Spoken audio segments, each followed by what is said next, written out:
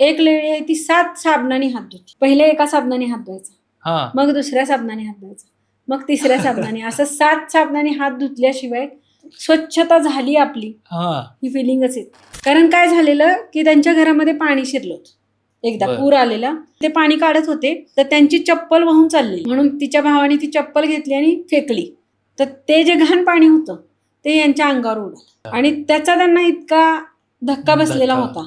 आणि जे किळस वरती सुद्धा आपल्याकडं औषध आहे, Correct. तसं त्यांना काय झालं की ते पाणी अंगावर उडालं. तर त्यानंतर म्हणजे त्यांनी लग्न तर केलंच नाही, हा. परंतु त्यांच्या घरामध्ये कुणाला बोलवणं हे पण त्यांच्या बहिणीला, आईला वगैरे म्हणजे हे व्हायचं की बर. कुणी आलं तरी त्या कुणी बसलं तरी ते व्यक्ती गेली की सगळं घर धुवून काढायचे. बापरे.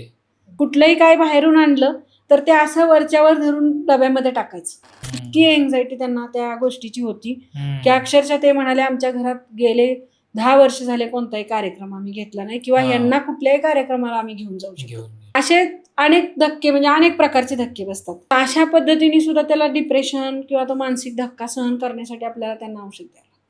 आता एक म्हणजे अगदी तुमच्या वयाचा मुलगा, करोनामध्ये त्याचे आजोबा आणि मामा आजोबा एक्सपायर झाले. बर. त्यांनी त्याच्या मनात ही भावना आली की जर मरायचंच आहे तर मग कशाला शिकायचं, मग कशाला काय करायचं. त्या मुलाने शिक्षण सोडून दिलेलं आहे.